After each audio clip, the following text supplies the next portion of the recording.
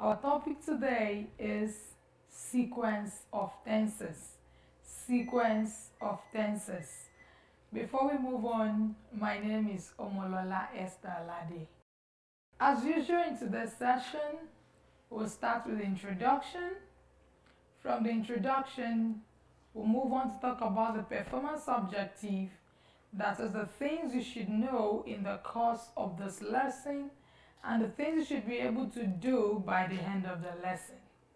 And after the performance objectives, we'll look at the lesson discussion, that is the contents of the lesson.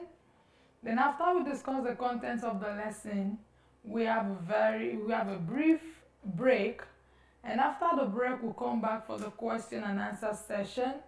Now at the end of the question and answer session, we'll close the session for today. Now in the course of this lesson, please, any question you have, you can send it onto the platform, and during the question and answer session, we'll be here to attend to all the questions. Now let's move on quickly to the performance objectives, the things that you're expected to learn at the end of this lesson and the things you should be able to do by the end of the lesson. 1. We shall learn to explain the sequence of tenses, state some rules of sequence of tenses, form sentences following the rules of sequence of tenses, and answer questions on sequence of tenses. I repeat the performance objectives again. 1. Explain sequence of tenses. 2. State some rules of sequence of tenses. 3. Form sentences following the rules of sequence of tenses. And 4. Answer questions on sequence of tenses. Before we move on to the discussion today, let's look at some of the keywords. Now, these words are what we will continually use in the course of this lesson. We always come across them and they form the basis of everything that we'll be discussing as far as sequence of tenses is concerned. Now, we have about 6 of them. The first one is sequence, then tense, clause, main clause, subordinate clause,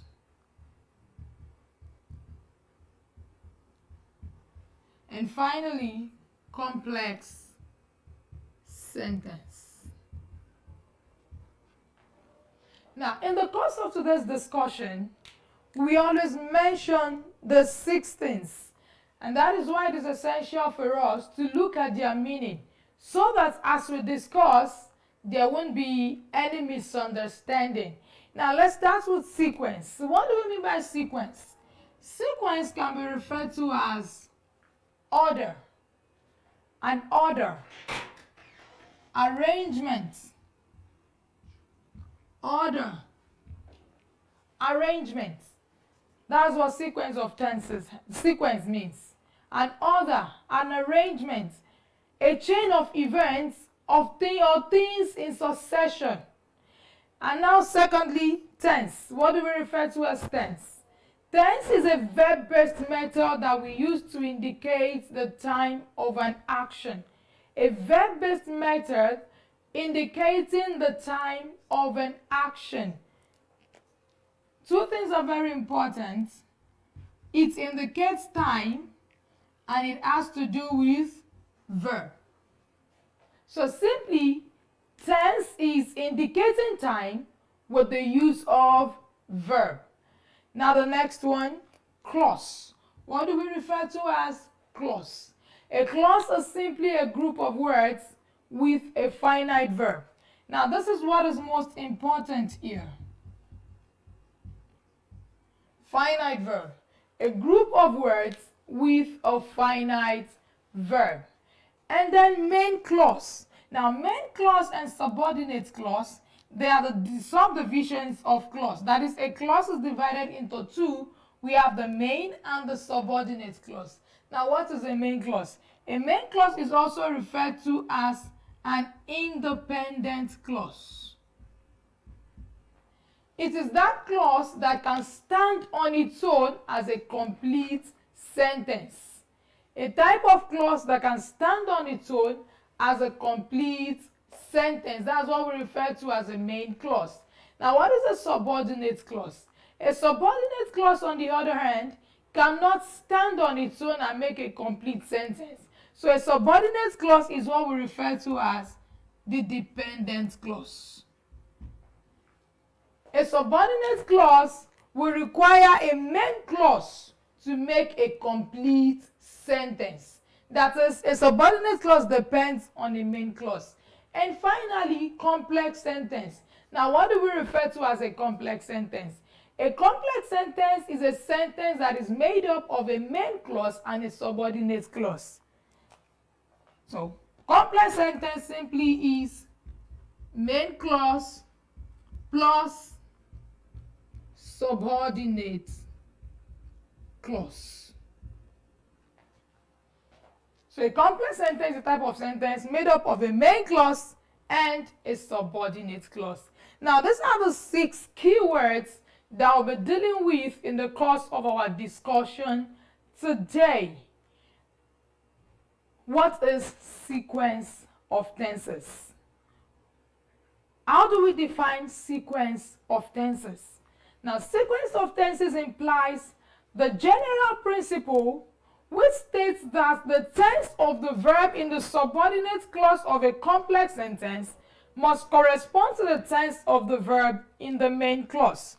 I repeat that again.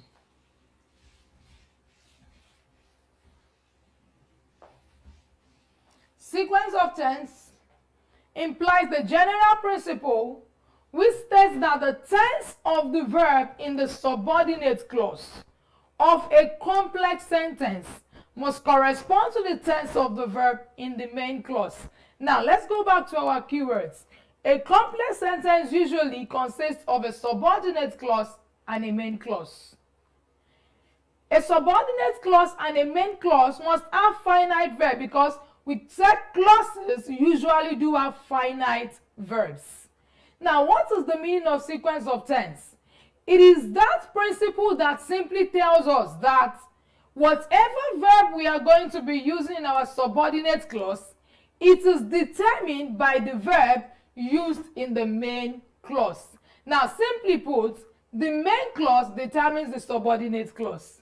The verb we use in the main clause tells the verb that we use in the subordinate clause. Maybe because the subordinate clause is also a dependent clause. So it depends solely on the main clause. And that is why the main clause also determines the verb that we will use in the subordinate clause. In other words, sequence of tense has to do with the tense of the subordinate clause in the sentence being determined by the tense of the main clause in a sentence. Now, let's look at these 2 examples to bring home the point that we are driving at.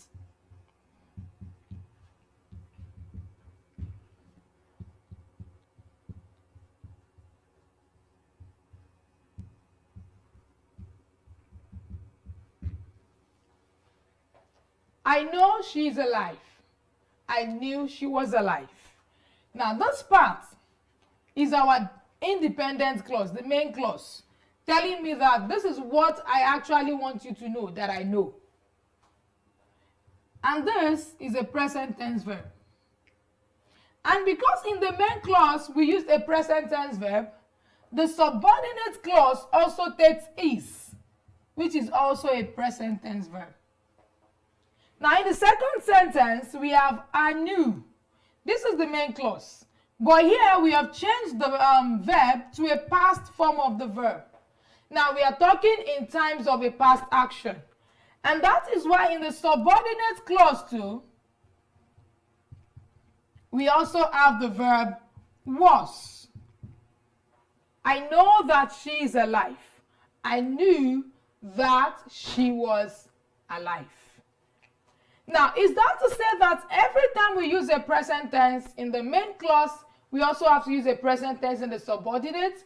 And every time we use a present tense in a past tense in the main clause, we also have to use a past tense in the subordinate?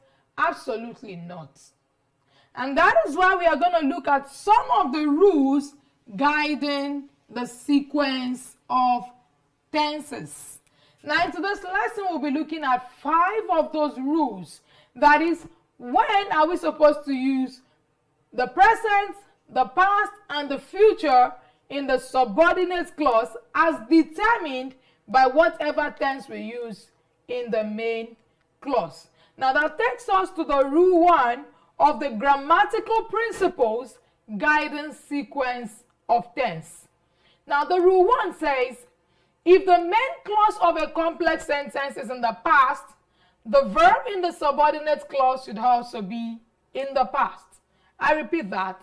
If the main clause of a complex sentence is in the past, the verb in the subordinate clause should also be in the past. Example. We knew that he was guilty. Now, the main sentence here, the main clause here is we knew. And this tense, this verb here, which indicates the time, is in the past.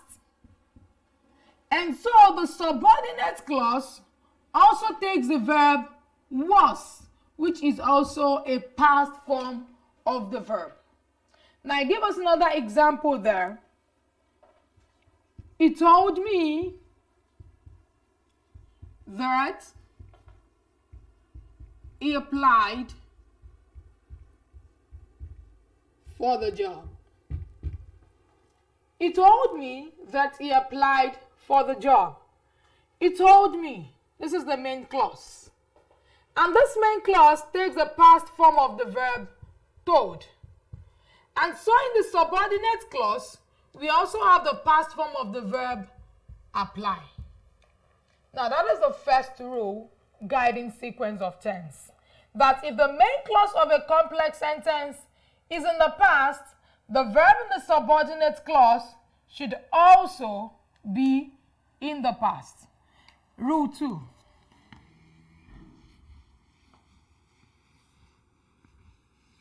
Now, this rule 2 is an exception to the first rule that we discussed. In the first rule, we said when the main clause is in the past, the subordinate should also take the past form of the verb. But now, there is an exception which takes us to that rule 2. If the verb in the subordinate clause states a fact that is generally or habitually true, it is used in the present tense, though the main clause is in the past tense. Let me explain that. There are some things that are just generally accepted everywhere. It's just a fact. It's a truth. It cannot be, we can deny it. Now, such truths are usually expressed in the present tense. And though the main clause may take the past form, that truth must still be expressed in the present. Now, let me give you an example of such things. There is this popular saying that honesty is the best policy. And everywhere, every time, it's sacrosanct. Honesty is always the best policy. It doesn't change. And so, such expression will always be expressed in the present in the subordinate clause, even if the main clause is in the past form. Now, let me give us an example. It taught me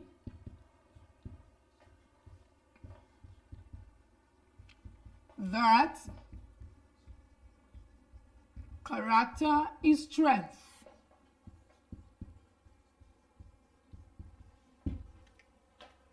It taught me that character is strength. It taught me, this is the main clause.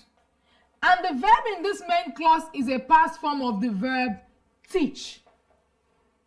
Now, what did it teach me?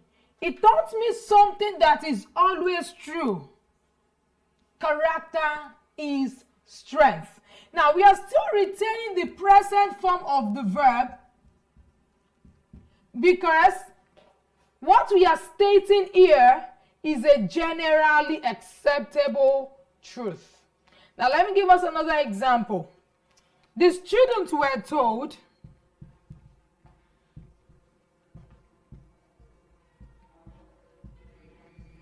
that oil floats on water. The students were told. That's the main clause. Now, the verb were told is in the past because we are not just telling them. They were told sometimes in the past. But what were they told? They were told something that is a fact.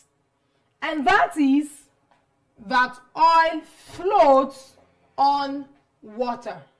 And so we take the present form of the verb, floats. Despite that this main verb, this main clause has a past form because this expression is a fact. And that is the rule too. That if the verb in the subordinate clause states a fact that is generally or habitually true, it is used in the present tense, though the main clause is in the past tense. We move on to rule 3.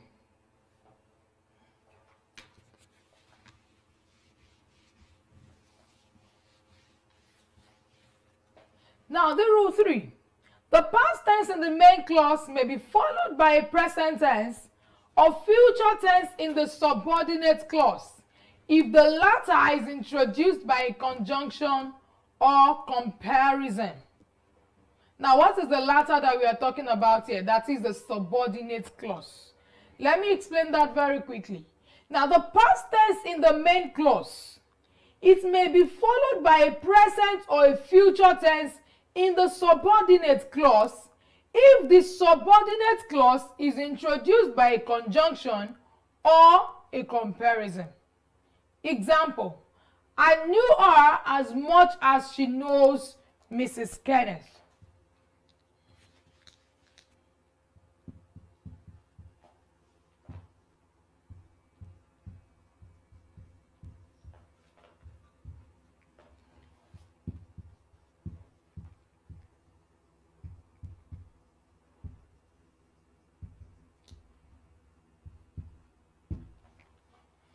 I knew her.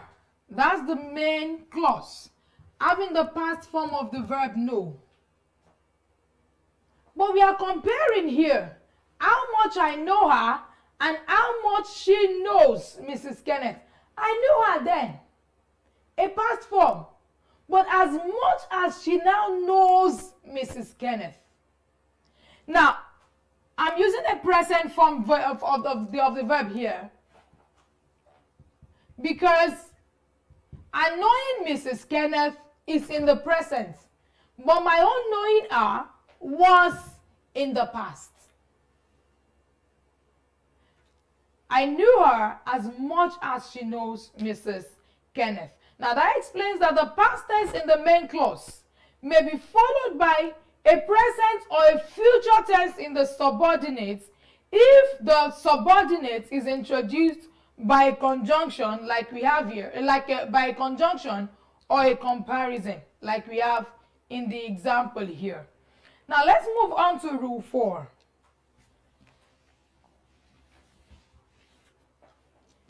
Rule 4 states that the present or future tense in the main clause may be followed by any tense in the subordinate clause based on what needs to be conveyed.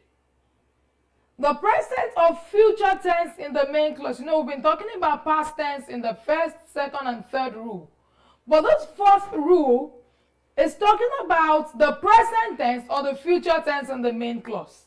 So when the main clause is written in the present or in the future, it may be followed by any tense at all in the subordinate clause. Now, what determines the subordinate clause is what I want to say, the message I want to convey, the time of the occurrence, despite the fact that the main clause is in the present.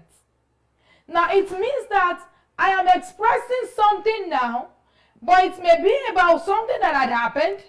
It may be about something that is happening. It may be about something that will happen.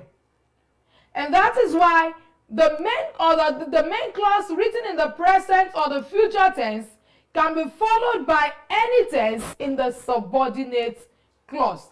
Let me give us those examples.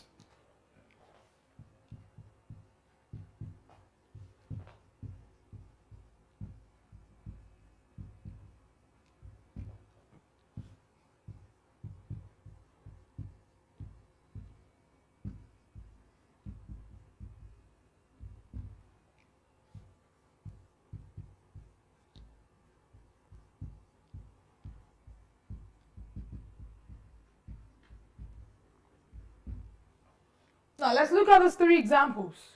We know who goes there. Know here is a present tense. We know who went there. Know, present tense. We know who will go there. Present tense. Now all of these are the main clause of these sentences. We know. And they all are written in the present form. Now, but look at the subordinate clause. We know what? We know who goes there. This is the present form. We know who goes there. That means we know who usually go to that place. But look at this. We know who went there. This is a past form. That means the event had already happened. But we know who did it. Then finally, we know who will go. That's a future tense. We know who will go there. Though I'm talking now, but I'm talking about something that is to happen later. Now, when the main clause is in the present, it can be followed by any tense in the subordinate clause.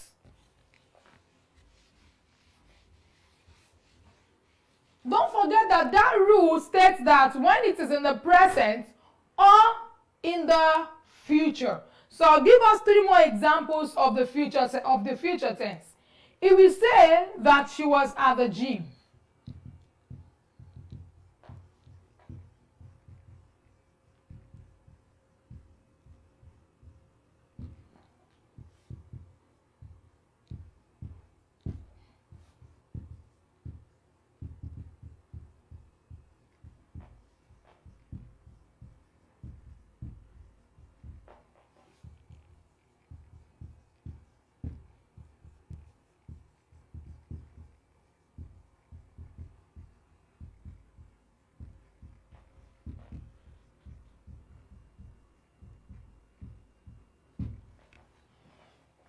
Now, this is the main part of the sentence. It will say, future, future, future. The subordinate clauses, on the other hand, are in three different tenses. Oh, when she arrives, you will hear what she will say. She will say that she was at the gym. Past. Don't worry, when it comes, you will hear what it will say. It will tell us that she is at the gym. Present. Don't worry, when it comes, you will hear what it will say. It will say that she will be at the gym. Future. Now, this implies that though this main clause is in the future, the subordinate clause can be in the present, it can be in the past, it can be in the future. It is determined by what we intend to convey. It is determined by the message that we are passing across. Now, let's move on to the fifth rule. Rule 5, and that is the last rule we are looking at for today. Now, if the subordinate clause is introduced by then, if the subordinate clause is introduced by then, It may be in any tense, even if the verb in the main clause is in the past tense. If the subordinate clause is introduced by then, it may be in any tense, even if the verb in the main clause is in the past tense. Now, 5, and the rule 5 states that if subordinate clause is introduced by then, it may be in any tense, even if the verb in the main clause is in the past tense. Yes, these are the examples we want to use to expatiate that. This is the main clause. He loved me. He loved me. He loved me. Now, the main clause, we have the past tense, and the past tense. Now, the subordinate clause introduced by then, he loved me more, main clause, than he loved his parents. That's the subordinate clause. Now, because the subordinate clause is introduced by then, we can use any tense at all in the subordinate clause, simply because this is introduced by then. Now, what the tense I use is determined by what I intend to convey.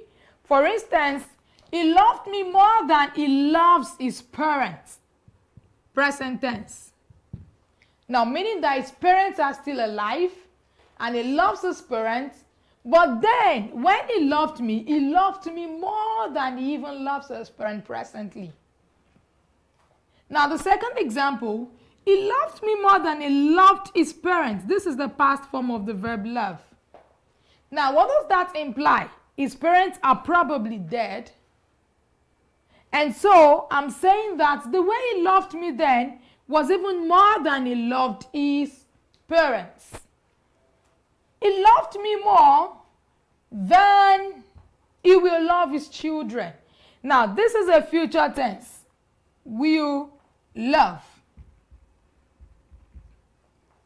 Invariably, he probably does not have children yet, but I'm saying that the way he loved me then was more than the way he will love his children. So whenever a subordinate clause is introduced by then, we can use any tense at all in that subordinate clause, even if the main clause is in the past tense. Now, those are the 5 major rules that we are looking at in sequence of tenses. Let me go over those rules again, one after the other, as we end the session for today. Now, the first rule, let me start with the meaning of sequence of tense. We said sequence of tense implies the general principle which states that the tense of the verb in the subordinate clause of a complex sentence must correspond to the tense of the verb in the main clause. Invariably, the verb in the main clause determines the verb in the subordinate clause. And we looked at some of the rules. The first rule we looked at states that if the main clause of a complex sentence is in the past, the verb in the subordinate clause should also be in the past. That is, when main clause is past, the subordinate clause is also in the past. Then in the rule 2, we emphasized again here that in some situations, particularly when we are stating a fact, a general truth, whenever the tense of the main clause is in the past, the tense of the subordinate clause will be in the present. That is when we are stating a fact or a general truth. Rule 3 was said that the past tense in the main clause may be followed by a present or future tense in the subordinate clause if the subordinate clause is introduced by a conjunction or comparison. And in the rule 4, we said the present or future tense in the main clause may be followed by any tense at all in the subordinate clause. It is usually determined by what we want to convey. And finally, we said that if the subordinate clause is introduced by then, the tense in that subordinate clause can be any tense, even if the verb in the main clause is in the past. Now, those are the 5 rules that we looked at. Yes, assessment questions for us. We're going to choose the tense of the verb that best completes each of the following sentences. Number 1, he ate before he dash. He ate because he dash hungry. He ate because he dash hungry. A, feel. B is feeling. C, felt. D, shall feel. Okay. Yes, our answer there is C, felt. Because the main verb, he ate, has the past tense. And so the subordinate clause also takes the past tense. Number 2, I knew that he dashed a clever man. The same thing happens here. Knew is past, so we take the past form of the verb was. I knew he was a clever man. Number 3, the 3 boys dashed that they were tired. Now, in this number 3, the verb we are looking at is the one in the subordinate, because they did not give us the verb in the main clause. So we look at the subordinate clause, that they were tired. Now the verb there is were, which obviously is a past tense verb. And since that is a past tense verb, it means that the main clause must have been in the present tense. The main clause must have been in the past tense. And that is why the subordinate clause is written in the past tense.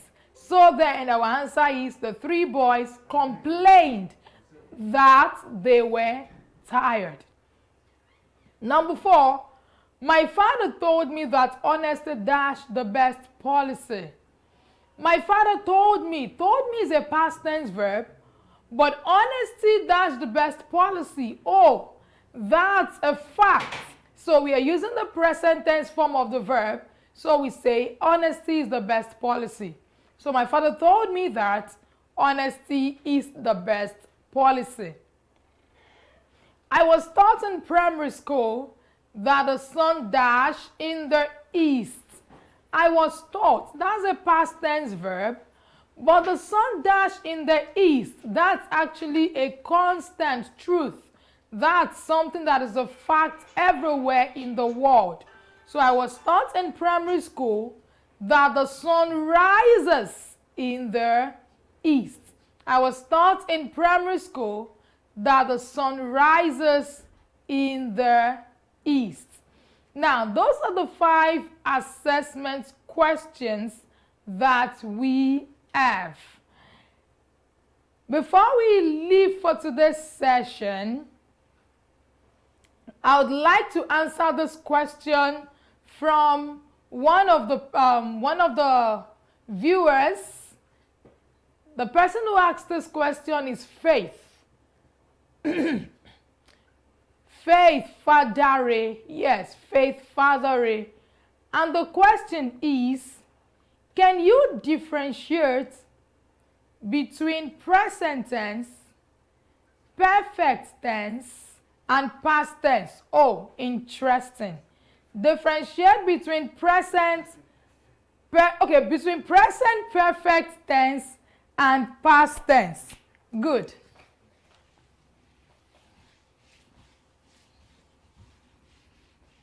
Actually, this question is not part of our discussion today, but we'll quickly answer that for Faith Fadare. Can you differentiate between present perfect tense and past tense? Now, I'll give you an example.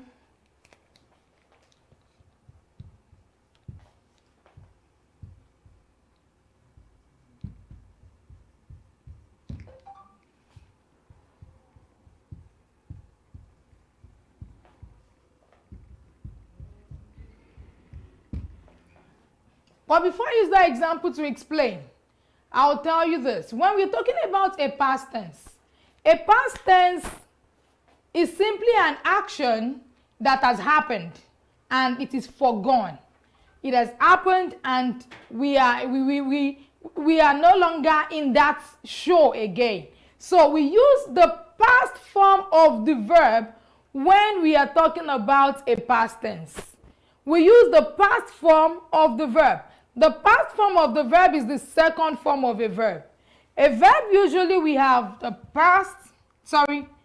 present, past, and past participle. An example, break. Break is the present form of the verb. The past form of break is broke. And the past participle of broke is broken. Now, when we use the past form of the verb, when we are talking about a past tense we usually use the past form of the verb. He broke the glass. He went home. That's the example I gave here. He was in class. This is simply the past form of the verb.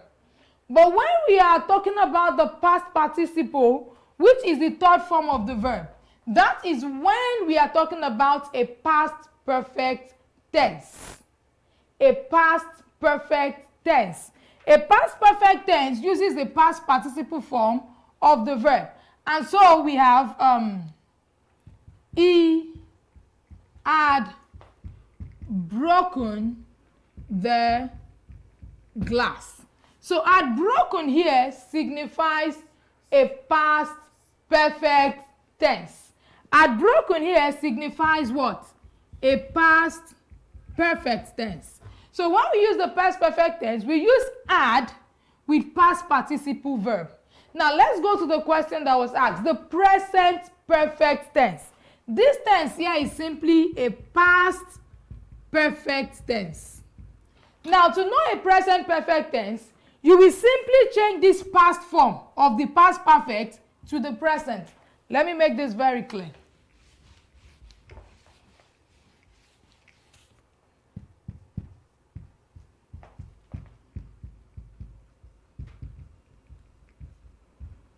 Now, he had broken the glass. This is a past participle verb here. And so this is a past perfect tense.